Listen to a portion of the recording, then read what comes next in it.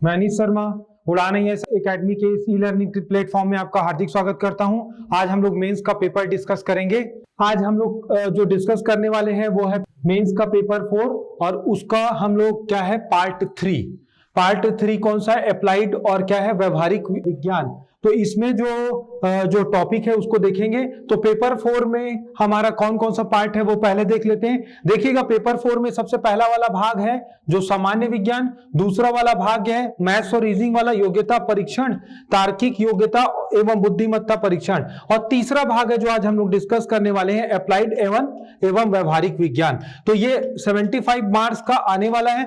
इसमें हम लोग डिस्कस करके देखेंगे कि परंपरागत ऑर्थोडॉक्स जो क्वेश्चन पूछे जा रहे हैं वो, और ट्रेंड जो हो गया है चेंज, उसको थोड़ा सा डिस्कस करेंगे और देखेंगे कि हमारा अप्रोच क्या रहेगा इस सब्जेक्ट में। अप्लाइड एवं जो व्यवहारिक विज्ञान वाला जो टॉपिक है उसमें हम लोगों को देखिएगा कौन कौन से जो सब टॉपिक है उसको पढ़ना है। कंप्यूटर, सूचना प्रौद्योगिकी IT हो गया, ऊर्जा संसाधन एनर्जी रिसोर्सेज जो है, एग्रीकल्चर कृषि, बायोडाइवर्सिटी जैव विविधता, इन्वायरमेंट पोल्यूशन पर्यावरण प्रदूषण। तो इतने क्या है सब टॉपिक को क्या है हमको ध्यान में रखते हुए पढ़ना है। आइए देखते हैं शब्द सीमा और अंक, इसमें मार्क्स का डिस्ट्रीब्यूशन कैसे हुआ है।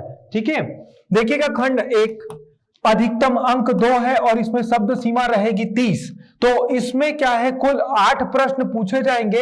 एक प्रश्न का जो अंक दिया जाएगा प्रदान किया जाएगा वो है 2, और क्या है कुल जो नंबर अधिकतम दिए जा सकते हैं वो है 16। उसी प्रकार देखेंगे खंड 2 अधिकतम अंक यहां पे रहेगा 4, शब्द सीमा रहेगा 60, और इसमें से क्या है 5 प्रश्न पूछे जाएंगे और जो कुल अंक हो जाएंगे वो है 20। इसके बाद देखते हैं खंड 3 अधिकतम अंक जो मिलेगा वो 8, शब्द सीमा यहां पे 100 रखी गई है, 3 प्रश्न आएंगे और जो कुल अधिकतम अंक है यहां पे 24। इसी प्रकार खंड 4, तो खंड 4 से ये जो पार्ट 3 है वहां से प्रश्न नहीं आएगा। खंड 5 देखते हैं, अधिकतम अंक यहां पे 15, 2 प्रश्न रहेंगे, किसी भी एक को आपको हल करना है। शब्द सीमा यहां पे क्या 175 और अधिकतम अंक है वो जो दिए जाएंगे 15।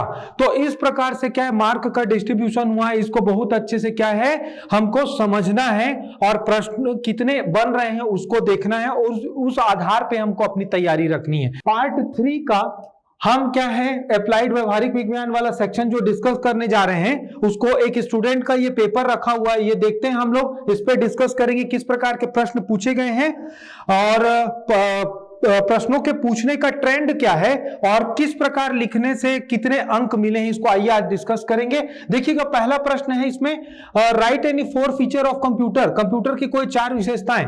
हिंदी मीडियम वाले जो विद्यार्थी हैं वो ध्यान रखेंगे कि आपको इंग्लिश में भी पढ़ना है। कई बार क्या होता है उसका जो शुद्ध हिंदी में ट्रांसलेशन या अनुवाद होता है तो उसके कारण दिक्कत भी आ जाती है ना। तो शुद्ध हिंदी में कई बार साइंस के जो क्वेश्चंस रहते हैं उसको समझने में थोड़ी सी परेशानी होती है। तो देखिएगा कंप्यूटर के 4। अब ये प्रश्न जो है वो एकदम बेसिक प्रश्न है, ठीक है। तो ये जो परंपरागत तौर पे पूछे जाने वाला प्रश्न है ये 2 अंक दिए जाएंगे इसमें अधिकतम, और क्या है शब्द सीमा निर्धारित जो है यहां पे 30। तो इस विद्यार्थी ने एक बहुत अच्छा काम किया है कि इन्होंने क्या किया है ये पॉइंट वाइज क्या है कंप्यूटर के जो क्या है विशेषताओं को लिखा है। याद रखिएगा 2 तरीके हैं, या तो आप पैराग्राफ राइटिंग करें या दूसरा क्या है इस प्रकार से क्या है पॉइंट वाइज क्या है उत्तरों को लिखे। तो पॉइंट वाइज उत्तरों को लिखने से क्या है ज्यादा अच्छे अंक मिले हुए हैं, तो ये ध्यान रखना है हमको, ठीक है। तो इसमें क्या है आप ऐड भी कर सकते हो कंप्यूटर की विशेषताओं में कि कंप्यूटर क्या रहता है रिलायबल है, ज्यादा विश्वसनीय है। मनुष्य जो गणनाएं करता है उसकी तुलना में कंप्यूटर की गणनाएं ज्यादा विश्वसनीय रहती हैं। और पॉइंट इसमें ऐड कर से आप एक्यूरेसी। एक्यूरेसी कहने का मतलब है कि बहुत ज्यादा क्या रहता है जो शुद्धता रहती है परिणाम या रिजल्ट में, क्योंकि कंप्यूटर से गलतियों की संभावना लगभग नगण्य रहती है। यदि आप किसी मनुष्य को कैलकुलेशन या गणना करने मैथ्स का दें तो उसमें गलती की संभावना हो सकती है। तो ऐसे जो कुछ पॉइंट हैं वो क्या है हम अपने उसमें आंसर में ऐड कर सकते हैं। तो ये टिपिकल क्या हो जाएगा टर्म हो जाएगा कंप्यूटर का। एक चीज हमको और ध्यान रखना है, जब कभी भी हम लोग आंसर लिखें तो उस पर्टिकुलर सब्जेक्ट का जो सोल रहता है, सोल कहने का मतलब उसका एक टर्मिनोलॉजी जो रहती है उस टर्मिनोलॉजी को हमको क्या है पकड़ना है, कैच करना है और वो आंसर में मेंशन करना है। ज्यादा जटिल शब्दों का प्रयोग, भ्रामक शब्दों का प्रयोग नहीं करना है, उसको सरल ही रखना है उत्तरों को।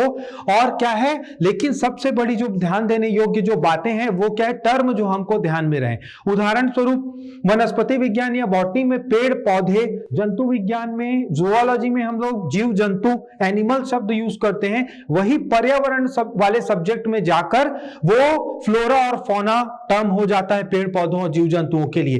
तो वो पर्यावरण के लिए पर्टिकुलर टर्म हो जाएगा जिसको समझना और क्या है आंसर में मेंशन करना जरूरी है, और उससे क्या हो जाएगा, आपका आंसर इंप्रूव होगा और ज्यादा अच्छे अंक प्राप्त करने की संभावना बनेगी। पहली बात ये हो गई। दूसरा, जब कभी भी हम लोग पढ़ाई करें तो हमको क्या है, करंट इवेंट, आसपास जो घटनाएं घट रही हैं उसको भी ध्यान में रखना है, क्योंकि इसका कुछ जो सेक्शन है वो थोड़ा सा डायनेमिक है, वहां पे लगातार क्या है चीजें चेंज होते रहती हैं। तो उन चीजों को क्या, जैसे पर्यावरण का आगे हम लोग आंसर डिस्कस करेंगे तो समझ में आएगा, उन चीजों को हमको आंसर में इंक्लूड करना है, तो उससे क्या होगा, हमारा आंसर इंप्रूव हो जाएगा।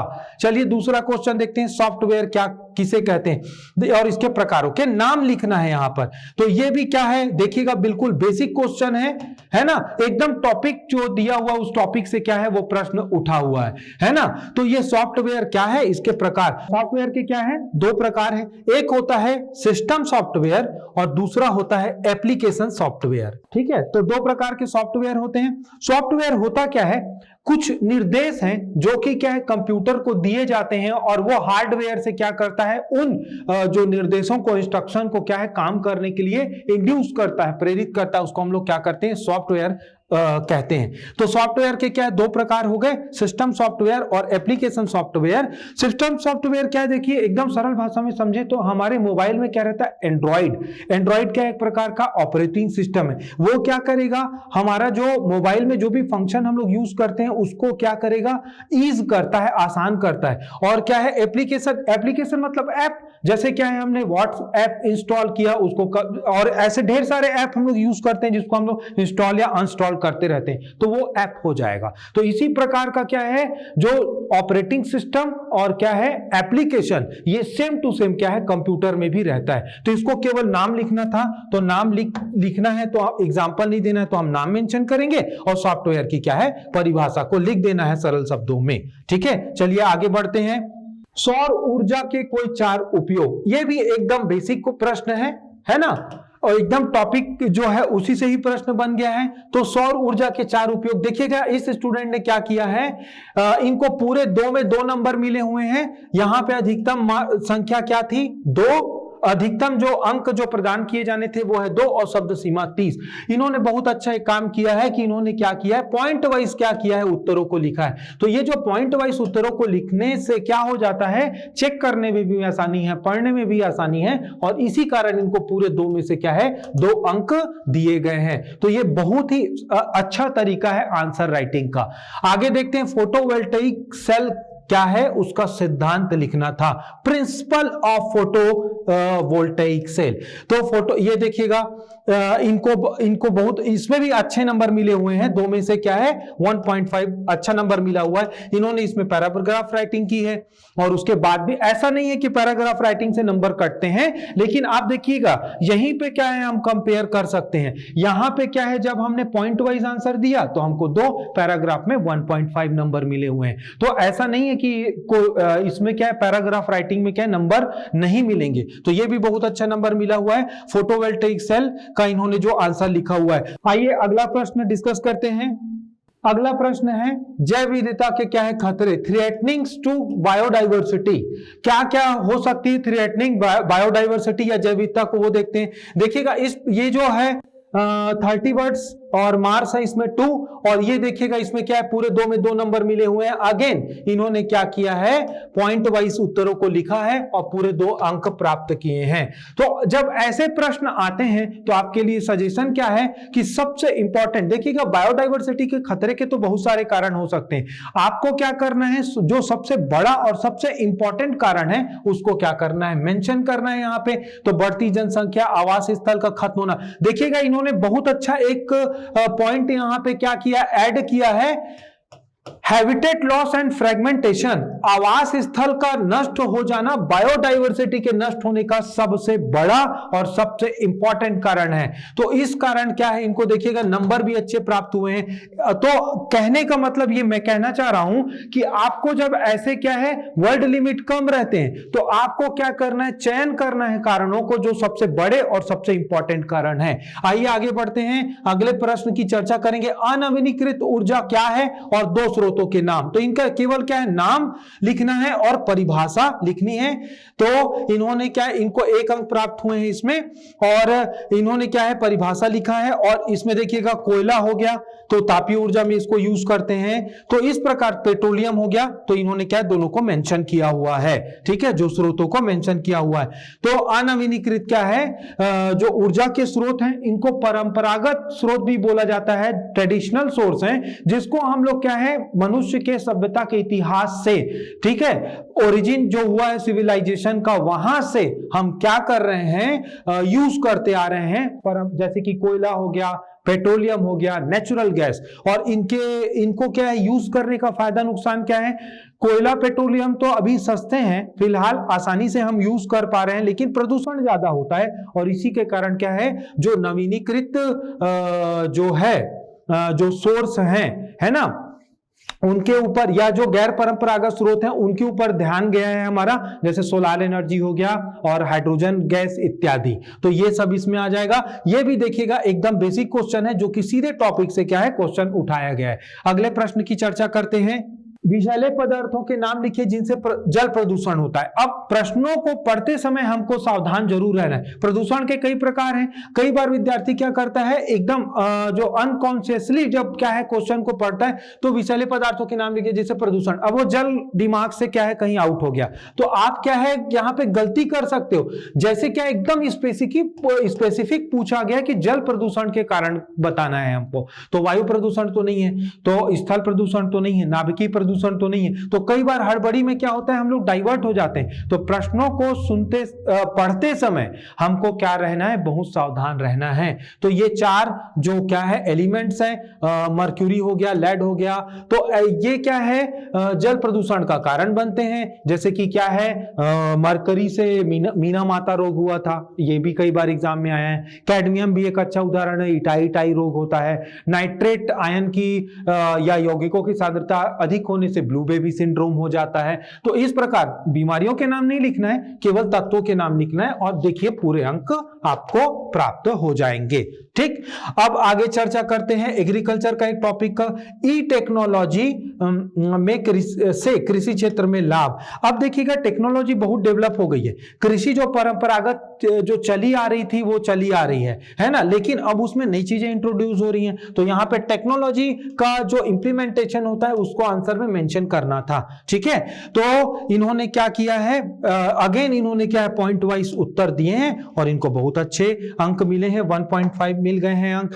अब हमको एक चीज और ध्यान रखना है, देखिएगा ये ऐसे प्रश्नों को लिखने का 2 तरीका होता है। एक आप ऑर्थोडॉक्स या ट्रेडिशनल आंसर लिखें जो बुक में रहता है और हमको पता रहता है, और दूसरा हम क्या करें कि ना करंट इवेंट से अपडेट होकर आंसर क्या है लिखें। जैसे ई टेक्नोलॉजी में क्या हो गया, बहुत सारे क्या हो गए हैं अब चीजें जो नई टेक्नोलॉजी है वो हम क्या है यूज करने वाले हैं। जैसे क्या हो जाता है, ई नाम करके एक योजना सरकार ने लाया था। तो ई नाम जो सरकार ने योजना लाई थी वो क्या करता है, कृषकों को सीधे बायर से, व्यापारियों से जोड़ता है ना। और प्लांटिक्स करके एक ऐप भी आ गया है। अब वो जो प्लांटिक्स ऐप है एंड्रॉइड मोबाइल सिस्टम में हम क्या इंस्टॉल कर सकते हैं। यदि आप किसान हैं और तो क्या करें, फोटो क्लिक करके उसमें जो भी बीमार पौधे हैं उनका, धान का, गेहूं का भेज दीजिए, वो तुरंत आपको क्या है बताएंगे प्रॉब्लम क्या है और दवाइयां सजेस्ट करते हैं। तो ये सब जो चीजें क्या है करंट इवेंट की हैं, इसको भी हम क्या है अपने आंसर में ऐड कर सकते हैं। छत्तीसगढ़ सरकार की भी जो योजनाएं हैं जो हाल ही में जो बनाई गई हैं उसको भी हम क्या है इस प्रकार क्या कर सकते हैं, ऐड कर सकते हैं, क्योंकि क्या होगा, टेक्नोलॉजी का बेनिफिट तो मिल रहा है किसानों को, और इसी कारण नए नए टेक्नोलॉजियों को क्या किया जा रहा है, इंट्रोड्यूस किया जा रहा है, उसका इंप्लीमेंटेशन हम एग्रीकल्चर में कर रहे हैं। आइए अगले प्रश्न की चर्चा करते हैं। ये प्रश्न थोड़ा सा मैं आपको बता दूं, एग्रीकल्चर एकदम क्या है, मतलब कि बेसिक टॉपिक है जिससे प्रश्न आता है। ये थोड़ा सा क्या किया है, क्वेश्चन को ना करंट से अपडेट होकर पूछा गया है, क्योंकि परंपरागत कृषि के तरीकों की तुलना में अब कृषि करने के जो तरीके हैं उसमें परिवर्तन आ चुका है। तो ये थोड़ा सा ध्यान रखना है, ये थोड़ा सा डायनेमिक क्वेश्चन है, हम यहां पे करंट इवेंट ऐड कर सकते हैं। ई चौपाल देखिएगा, ये जो है आपको टॉपिक नहीं मिलने वाला है ना, क्योंकि ये बेसिक क्वेश्चन नहीं है, ठीक है, यही ध्यान रखना है हमको। ई चौपाल क्या है, पहले जब कृषि स्टार्ट हुई थी कि ई चौपाल नाम की कोई चीज थी क्या, नहीं। तो ये थोड़ा सा क्या किया गया, करंट जो समसामयिकी में घटनाएं घटती उससे ऐड करके इसको पूछा गया है। इसी कारण हमको क्या करना है, पढ़ते समय हमको क्या है, करंट इवेंट से भी अपडेट रहना है, और इसको अब ढूंढना है कि हम अपने मेंस के आंसर में उसको कैसे ऐड करें, कहां पे फिट करें। इससे क्या हो जाएगा, आपका आंसर इंप्रूव हो जाएगा, ठीक है। तो ये क्या है, वर्ड लिमिट 60 था और 4 नंबर का क्या है, क्वेश्चन है। तो ये ई चौपाल क्या किया है, मैं थोड़ा सा आपको बता दूं, इसमें ई चौपाल में क्या किया गया है, ये जो योजना लाई गई थी इसमें देखिएगा क्या होता है, किसान रहते हैं और एक क्या रहता है, मिडिल मैन रहता है जिसको अड़हतिये बोलते हैं हम लोग, और एक क्या रहेगा, व्यापारी या बायर रहता है। तो ये क्या होता है, एक ना मैनेजमेंट का सिस्टम बनता है, सप्लाई चेन मैनेजमेंट का सिस्टम। इसी को क्या है, ई चौपाल में क्या कर दिया गया, ये परंपरागत तो चल रहा है, इसको अब क्या कर दिया गया है, ऑनलाइन कर दिया गया है। और ऑनलाइन करने के कारण क्या हो गया है, अब ये जो व्यवस्था है, किसान क्या करेंगे, अपना सामान एक मिडिल मैन के पास रखते हैं और वो बड़े पैमाने पे स्टोर करके उसको क्या करेगा, अलग अलग क्या है, व्यापारियों को, बायर्स को क्या करता है, बेचता है। तो ये जो मैनेजमेंट का सिस्टम था और इंप्रूव हुआ है और अब ऑनलाइन हो चुका है ई चौपाल से। तो इस प्रकार ये क्या है, ई टेक्नोलॉजी का एक बहुत अच्छा एग्जाम्पल है। चलिए अब देखते हैं अगला प्रश्न जो है, कंप्यूटर के 4 इनपुट और आउटपुट, एकदम सरल सा बेसिक क्वेश्चन है ये, आपको कुछ परिभाषा वगैरह कुछ नहीं लिखना है। क्या है, 4 इनपुट जो डिवाइस है, आउटपुट डिवाइस के नाम को मेंशन कर देना है और आपको क्या हो जाएगा, पूरा में पूरा नंबर इसमें मिल सकता है। तो ये बहुत ही अच्छा क्या है, स्कोरिंग क्वेश्चन है, ठीक है। चलिए आगे बढ़ते हैं। जीवाश्म ईंधन किसको कहते हैं और उदाहरण, ये एकदम बेसिक क्वेश्चन है और सरल सा क्वेश्चन है, ठीक है, जो सीधे क्या है टॉपिक से पूछा गया है। इसमें क्या है, पैराग्राफ राइटिंग हुई है और विद्यार्थी को क्या है, 4 में से 3 अंक जो क्या है प्राप्त हुए, तो बहुत अच्छा मार्क मिला हुआ है।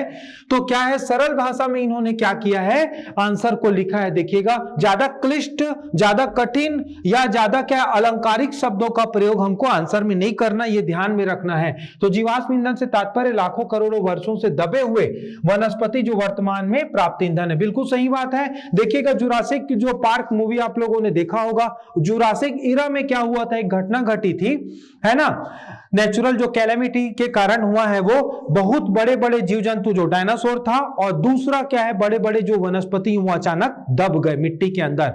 देखिएगा, जानवरों और पेड़ पौधों में क्या रहता है, कार्बन का अंश रहता है। वो कार्बन का अंश भौतिक और रासायनिक क्रियाओं के कारण क्या है, कोयले, पेट्रोलियम या प्राकृतिक गैस में परिवर्तित हो गया, जिसको हम लोग क्या है, फॉसिल फ्यूल या जीवाश्म ईंधन कहते हैं। तो ये क्या है, इस प्रकार से आपको सरल भाषा में आंसर को लिखना है और अच्छे अंक आपको प्राप्त हो जाएंगे। एलपीजी क्या है, ठीक है, इसे कैसे प्राप्त किया जाता है, लिक्विड पेट्रोलियम गैस। जो पेट्रोलियम को प्राप्त करने का तरीका है उसी विधि से एलपीजी भी प्राप्त किया जाता है, जिसका ब्यूटेन मुख्य घटक है। तो यह भी बहुत इंपॉर्टेंट और बेसिक क्वेश्चन था, सरल क्वेश्चन है और इसको आप क्या है, लिख सकते हैं बड़ी आसानी से, है ना। चलिए आगे बढ़े। भारत में जैव विविधता के संवेदनशील, है ना, जो क्या है, वल्नरेबल, या इसी को क्या है टर्म दिया गया है, hot spots of the biodiversity. और याद रखिएगा, hot spots of the biodiversity से प्री में, मेंस में हमेशा प्रश्न पूछे जाते हैं। तो हॉट स्पॉट्स क्या है, जो बायोडाइवर्सिटी के ऐसे क्षेत्र हैं जहां पे बायोडाइवर्सिटी तो बहुत अच्छी थी, यह इतिहास की बात हो चुकी है और वर्तमान में वहां पे 60 से 70% प्रजातियां जीव जंतुओं और पेड़ पौधों की नष्ट हो चुकी है। मैसिव नंबर है 70%। और क्या है, एक चीज और इस विद्यार्थी ने बहुत अच्छा यहां पे मेंशन किया है, 1500 स्थानीय प्रजातियां, दूसरी शर्त हॉटस्पॉट कहलाने की, उस जगह में 1500 स्थानीय प्रजातियां पेड़ पौधों की होनी चाहिए। स्थानीय प्रजातियां किसकी? पेड़ पौधों की। अब पेड़ पौधों की स्थानीय प्रजातियों को कंडीशन क्यों रखा गया? क्योंकि पेड़ पौधे ही पारिस्थितिकी तंत्र या इकोसिस्टम का निर्माण करते हैं। तो दो शर्तें हैं हॉटस्पॉट की, एक वहां पे अधिकांश बायोडाइवर्सिटी नष्ट हो चुकी है और दूसरा वहां पे 1500 स्थानीय प्रजातियां पेड़ पौधों की है। ठीक है, तो संवेदनशील भारत में जैसे हम लोग बात करें तो पश्चिमी घाट है, पूर्वी हिमालय है, अंडमान निकोबार का भी एक हिस्सा आ चुका है। इस प्रकार आपको क्या है, जो भी एरिया है ना जो हॉट स्पॉट्स में वर्तमान में हैं, उनको यहां पे आंसर में मेंशन करना है। ठीक, चलिए आगे बढ़ते हैं। ठोस अपशिष्टों के प्रभाव तथा क्या है इनके प्रबंधन, मैनेजमेंट, ये भी इंपॉर्टेंट क्वेश्चन है। देखिएगा ठोस अपशिष्ट क्या कर सकते हैं, इसका प्रभाव लिखना है। तो ठोस अपशिष्टों के कारण क्या है, बहुत बड़ी मात्रा में क्या है प्रदूषण होता है ना। जो भी हम लोग घरेलू अपशिष्ट है या उद्योग से निकलने वाले क्या है अपशिष्ट है, तो इनके कारण क्या हो जाता है, प्रदूषण होता है ना। प्रबंधन क्या कर सकते हैं, तो ये देखिएगा ये जो प्रश्न आया था ये 8 नंबर का है और अधिकतम शब्द सीमा 100 है ना। तो क्या करें अब ऐसे प्रश्नों में, देखिएगा प्रबंधन के क्या है कुछ उपाय जो हैं वो ट्रेडिशनल है, कुछ नए उपाय भी हैं। जैसे क्या है 3R आप याद रखेंगे तो ये क्वेश्चन बन जाएगा। 3R में क्या हो जाएगा, रीयूज, रिसाइकल, रिफ्यूज। ठीक है, 3R को याद रखना है, रीयूज, रिसाइकल और रिफ्यूज। रीयूज का मतलब कुछ जो प्लास्टिक के पदार्थ हैं, पॉलीथीन है, जिसको हम लोग क्या है यूज करें बार बार, या बार बार यूज करने से क्या होगा, उसकी नई आवश्यकता नहीं होगी तो उसका प्रोडक्शन नहीं होगा, तो उतने कम मात्रा में प्रदूषक क्या है बनेगा। रिसाइकल, प्लास्टिक को पिघला करके नए बना लेना, वो रिसाइकल हो गया। रिफ्यूज, हमारी भी नैतिक जिम्मेदारी बनती है कि ऐसे प्रदूषकों का प्रयोग हम लोग कम करें। तो प्लास्टिक का, पॉलीथीन का प्रयोग हम कम करते जाएंगे, उनका प्रोडक्शन भी कम हो जाएगा, है ना।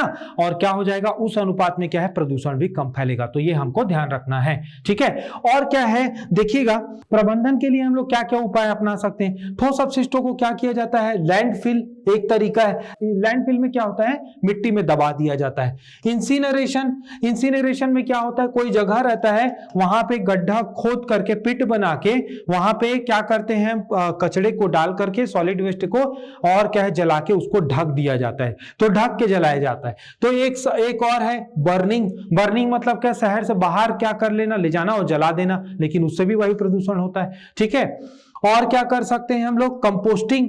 कंपोस्टिंग का मतलब होता है ऐसे ऑर्गेनिक वेस्ट जिनको क्या है हम फर्टिलाइजर में कन्वर्ट कर सकते हैं, जैसे पेड़ पौधों के अंश, घर से निकलने वाला सब्जियों का अंश इत्यादि। तो ये क्या है सॉलिड वेस्ट मैनेजमेंट के कुछ तरीके हैं जिसको आप पॉइंट में ऐड करके आंसर को इंप्रूव कर सकते हो। क्या करंट को हम ऐड कर सकते हैं क्या यहाँ, ये भी अच्छा प्रश्न है। बिल्कुल, जैसे क्या है हाल ही में रिसर्च के बाद पता लगा है कि कुछ जीवाणु या बैक्टीरिया की जो प्रजाति है वो प्लास्टिक को रिसाइकल कर देती है, उसको छोटे छोटे क्या है टुकड़ों में कन्वर्ट कर देती है। तो इस प्रकार क्या है हम उस बैक्टीरिया के नाम को यदि आपको पता है तो लिख सकते हैं, या फिर ऐसे भी लिख सकते हैं कि बैक्टीरिया के द्वारा हम क्या है प्लास्टिक या पॉलीथीन को क्या कर रहे हैं, अब छोटे अणुओं में परिवर्तित करके क्या है मैनेज कर रहे हैं। तो ये भी क्या है आंसर में मेंशन किया जा सकता है, इसको हमेशा ध्यान में रखना है। ठीक है, अगला क्वेश्चन, मानव तथा वन्य जीवों में प्रतिस्पर्धा का वर्णन कीजिए। तो इसको डिस्क्राइब करना, वर्ड लिमिट है 100, तो आप पैराग्राफ में या फिर पॉइंट वाइज डिस्क्राइब कर सकते हैं। ठीक है, जैसे इन्होंने क्या किया, इन्होंने अगेन बहुत अच्छा एक आंसर राइटिंग का स्किल दिखाया है और इसको क्या किया है पॉइंट वाइज लिखा हुआ है ना। तो मानव और वन्य जीवों के बीच में प्रतिस्पर्धा क्यों हुई है, याद रखिएगा बायोडाइवर्सिटी को या हमारे इकोसिस्टम को डिस्टर्ब करने में सबसे बड़ा जो हाथ है मनुष्यों का है, और मानवीय क्रियाकलाप ही इस खतरे का कारण बने हैं। वन्य जीवों का क्या होगा प्रतिस्पर्धा, देखिएगा, और इसका दुष्परिणाम क्या हो सकता है, क्लाइमेट चेंज, जलवायु परिवर्तन, वैश्विक तापन, ग्लोबल वार्मिंग, ये सब जो घटनाएं घट रही हैं वो सभी क्या है मानव जनित क्रियाकलापों का नतीजा है। छत्तीसगढ़ में देखें तो आप देखते होंगे कि हाथी हैं वो शहर की ओर आ गए हैं और आक्रमण करके बहुत सारे लोगों की जान ले लेते हैं, और क्या है खेती किसानी को भी जो और क्या है खेत वगैरह को क्या है, फसलों को नष्ट कर रहे हैं। क्यों? क्योंकि उसका प्राकृतिक आवास मनुष्यों के क्रियाकलाप के कारण, नगरीकरण के कारण, औद्योगिकीकरण के कारण और क्या है, अंधाधुंध अतिशोषण के कारण नष्ट हो चुका है। तो ये जो इंट्रैक्शन है, जो हमारा स्ट्रगल चालू हो गया है, ये सभी क्या है, मानव जनित क्रियाकलाप का नतीजा है। तो इन पॉइंट्स को आप क्या है मेंशन कर सकते हैं आंसर में और आंसर इंप्रूव कर सकते हैं। चलिए आगे बढ़ते हैं। सूचना प्रौद्योगिकी से आप क्या समझते हैं और ग्रामीण भारत में इसका योगदान, और भारत एक विशाल जैव विविधता वाला राष्ट्र है, समझाइए। तो ये क्या है, देखिएगा इसमें वर्ल्ड लिमिट क्या है 175, फुल लेंथ का क्वेश्चन, और क्या है 15 मार्क्स यहाँ पे रखे गए। भारत एक क्या है बायोडाइवर्सिटी वाला क्या है जो राज्यों में गिना जाता है वैश्विक स्तर पर। क्यों, इसको देखते हैं और देखिएगा ये स्टूडेंट का आंसर हम लोग थोड़ा सा इसको डिस्कस करेंगे। देखिएगा इन्होंने क्या है बहुत ही बेहतरीन एक काम किया है। इसमें इन्होंने 47,000 पादा प्रजातियां, 89,000 समथिंग क्या है जंतुओं की प्रजातियां, 3,000 बैक्टीरिया और क्या है सरीसृप रेप्टाइल्स, 60,000 फंगी मतलब कवक। ये जो प्रजातियों को इन्होंने क्या है फैक्ट को मेंशन किया है, याद रखिएगा। इस प्रकार क्या है फैक्ट को मेंशन करने से आंसर बहुत अच्छा हो जाता है और आपको क्या है नंबर भी ज्यादा मिलते हैं, रादर देन कि आप क्या स्ट्रेट फॉरवर्ड सेंटेंस में लिखते जाएं और फैक्ट ना रहे। तो इन्होंने बहुत अच्छा क्या किया है, सारे फैक्ट को यहां पे क्या किया है मेंशन किया है। तो आपको यदि फैक्ट याद है तो उसको मेंशन कीजिए आंसर में जरूर और अंडरलाइन भी कीजिए ताकि वो क्या है हाईलाइट हो और आपको अच्छे अंक प्राप्त हो सके। देखिएगा ये आंसर बहुत ही अच्छा लिखा गया है। अब इसमें क्या है बकायदा क्या है मेंशन भी किया गया है फैक्ट से प्रजातियों को। हम इसमें क्या कर सकते हैं, देखिएगा बड़े जो आंसर है वहां पे डायग्राम बनाने का, मैप बनाने का, फ्लो चार्ट बनाने का स्कोप रहता है। देखिएगा बायोडाइवर्सिटी में क्यों गिना जाता है भारत को, क्योंकि क्या है ये 0 डिग्री इक्वेटर या भूमध्य रेखा के पास में है। कर्क रेखा गुजरती है यहाँ पे, ट्रॉपिक ऑफ कैंसर। भूमध्य रेखा में क्या होता है साल भर सूर्य का प्रकाश पड़ता है, चारों ओर पानी है यहाँ समुद्र का, तो लोकल इफेक्ट से वहां पे वर्षा बहुत होती है, पर्याप्त मात्रा में क्या होती वर्षा। पौधों को क्या चाहिए, सूर्य का प्रकाश और वर्षा। इसी कारण भूमध्य रेखा क्या है वैश्विक स्तर पर सर्वाधिक बायोडाइवर्सिटी वाले जोन या क्षेत्र में गिना जाता है। भारत कर्क रेखा बिल्कुल क्या है भूमध्य रेखा के पास है और अंडमान निकोबार द्वीप बहुत समीप है कर्क रेखा के। इसी कारण भारत में भी जो जैव विविधता के लिए क्या है कि स्टैंडर्ड कंडीशन होनी चाहिए वो भारत में भी है और यहां बहुत अच्छी मैसिव बायोडाइवर्सिटी पाई जाती है। क्लियर? तो ये कारण हो गया इसका। अब हम क्या करें, यहां पे मैप बना लें और मैप बना के क्या है एक छोटा सा मैप बना के यहां पे लोकेट कर सकते हैं कि बायोडाइवर्सिटी वाले कौन कौन से जोन्स हैं। तो बायोडाइवर्सिटी वाले जोन्स में क्या हो जाएगा, पश्चिमी घाट, पूर्वी घाट, western and eastern Ghat, eastern Himalaya, पूर्वी हिमालय वाला पार्ट है, और क्या है नॉर्थ ईस्ट वाला एरिया है, सेवन सिस्टर जहां सिक्किम, असम, मेघालय इत्यादि देश आते हैं। तो इत्यादि असम, मेघालय इत्यादि प्रदेश आते हैं, है ना। तो इस प्रकार हम क्या है मैप बना के इसको लोकेट कर सकते हैं, तो आपका आंसर और अच्छा इंप्रूव हो जाएगा और आपको और अच्छे अंक प्राप्त होंगे। तो मेरे साथ बने रहने के लिए बहुत बहुत धन्यवाद। आप करंट इवेंट के लिए यूट्यूब में जाके हमारे चैनल को सब्सक्राइब कर सकते हैं, तो डेली आप अपडेट रहेंगे। आप उड़ान IAS एकेडमी का ऐप डाउनलोड कर सकते हैं अपनी तैयारी के लिए ऑनलाइन। मेरे साथ बने रहने के लिए बहुत बहुत धन्यवाद।